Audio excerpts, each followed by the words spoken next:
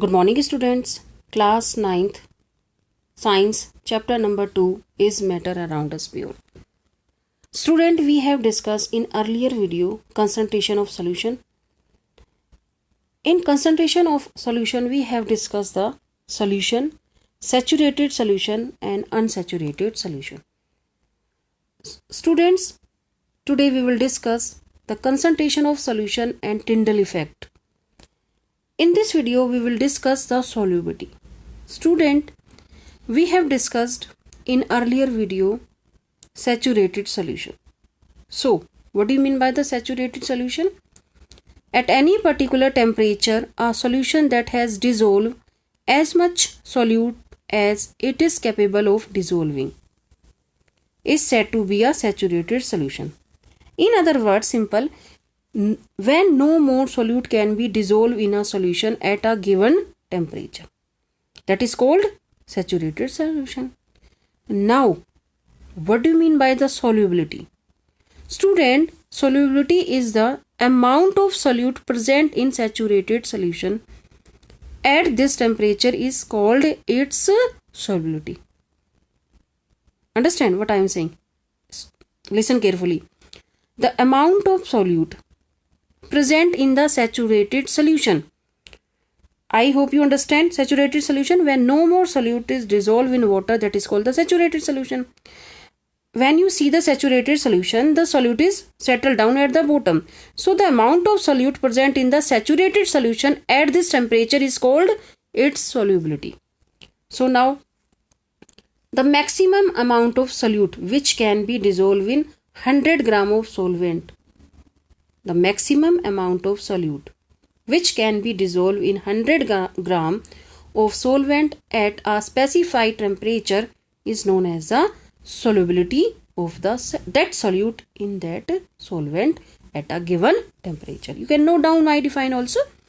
The amount of the solute present in the saturated solution at this temperature is called its solubility. If the amount of solute contained in a solution is less, so what will happen? Then the saturation level, that is called the unsaturated solution. Understand what I am saying? The amount of solute present in the saturated solution, in saturated solution, the solute settle down at the bottom. So, the amount of the solute present in the saturated solution at this temperature is called its solubility. Understand? An unsaturated solution, if the amount of solute contained in a solution is less than the saturated level, so it is called an unsaturated solution. So I hope you understand solubility. Student, now we will discuss the concentration and how can you find out the mass percentage or volume percentage of a solution. So now student, listen carefully. What would happen if you were to take a saturated solution at a certain temperature?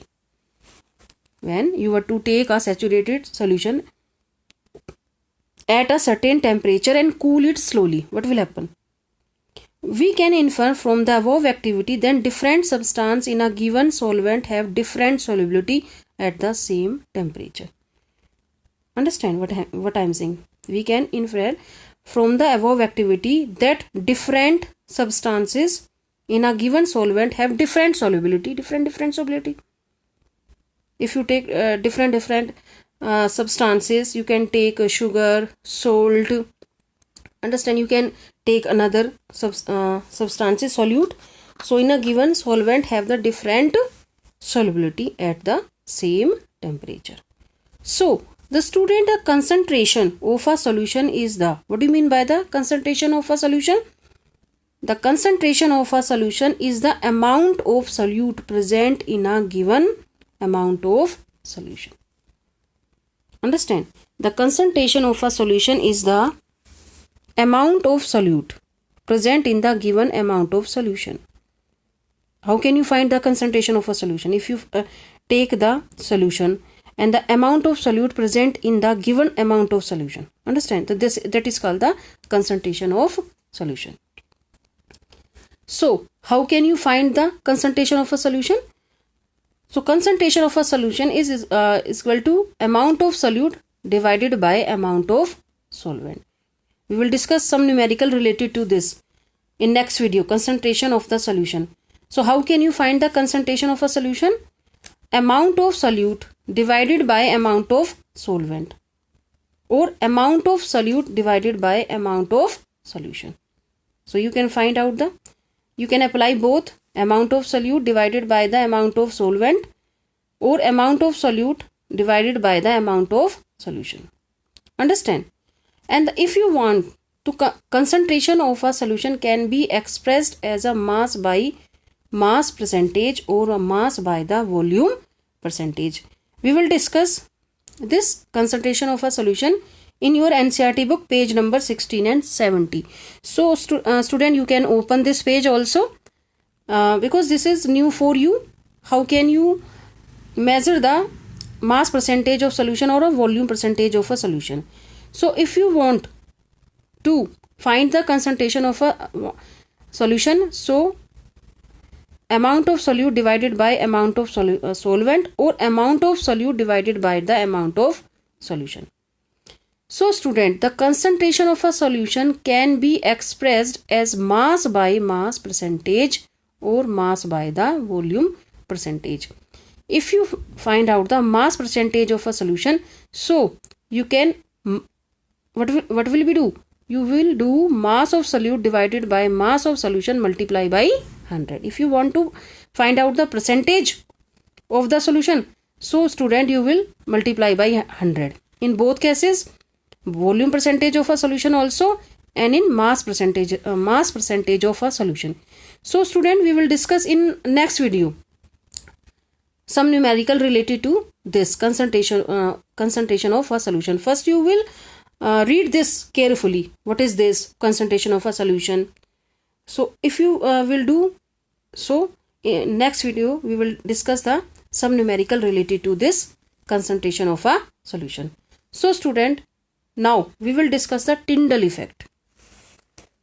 Tyndall effect. Student, in last video we have discussed also colloidal solution. Student, है ना? So if we talk about the particle of a colloid are uniformly spread throughout the solution. You can see then. The particles of a colloid are uniformly spread throughout the solution due to the relatively smaller size of the particles. If you take example of the milk, so you can see the particles of the milk is throughout mixed in the milk. There also fat, also protein also, because due to the relatively smaller size of the particle as compared to that of the suspension. In suspension, the suspension is a heterogeneous mixture. This is also a heterogeneous mixture, but it looks like a homogeneous mixture, but actually it is a heterogeneous mixture. So student, the mixture appears to be homogeneous, but actually a colloidal solution is a heterogeneous mixture. For example, milk, you can see. And student, if you Tyndall effect, now we will discuss the Tyndall effect. So because the small size of the colloidal particles, we cannot see them with naked eyes, but these particles can easily scatter a beam of light. You can see this picture, है ना? We cannot see with the naked eye, but these particles can easily, student, with the naked eye. Particles can easily scatter a beam of light. And so this scattering beam of light is called Tyndall effect. And Tyndall effect, after the name of the scientist who discovered this effect. So student, Tyndall effect can also be observed when fine beam of light enters a room through a hole. You can see. Tyndall effect can also be observed when a fine beam of light enters a room also, and this happened due to the scattering of light by the particles of dust and smoke in the air. And student, Tyndall effect you can observe when the sunlight passes through the canopy of dense forest. So student, in the forest, mist contain tiny droplet of water which act as a particles of the collide disperse in air. So I hope you understand what do you mean by the Tyndall effect. Now you tell, what do you mean by the Tyndall effect? When a beam of light is passed through a colloidal solution, the collide particle scatter the beam of light and the path of light become visible in the solution. Understand? When a beam of light is passed through a colloidal solution, the collide particles scatter the beam of light and the path of light becomes visible in the solution. This effect is called the Tyndall effect. And student, you can see Tyndall effect can be seen when light enters a room through a small holes due to the scattering of light by the dust and smoke particles. And you can see the Tyndall effect in a dense forest due to the scattering of light by water droplet in the mist. So you can, there are the many example of the Tyndall effect. So student, I hope you understand the Tyndall effect. And if we talk about the components of the colloid solution are the disperse phase and disperse medium. Disperse phase and disperse medium. So, what is the disperse phase and disperse medium? The solute-like components or dispersed particle in a colloid form are the disperse phase. Understand? And the component in which the disperse phase is suspended is known as the dispersing mediums. So, if you student find out the disperse phase and disperse medium in a room, you can see the light is enter in a room. So dust particle is a solute and light is moving, it is a solvent. Understand? Disperse medium. So components of a solid colloidal solution are the disperse phase and disperse medium. The solute-like components of the disperse particles in a colloid form are the disperse phase, and the component in which the disperse phase is suspended is known as the dispersing medium. So student, in next video also we will discuss again the Tyndall effect and some common example of the colloid and what are the disperse phase and what are the disperse medium. So I hope you understand. So read the Tyndall effect and what are the example of the Tyndall effect. Okay students, bye. Take care. And student, you will do this concentration of the solution and read this very carefully. And we will discuss next session. Yes student, numerical related to the concentration of a solution. Okay student, bye. Take care.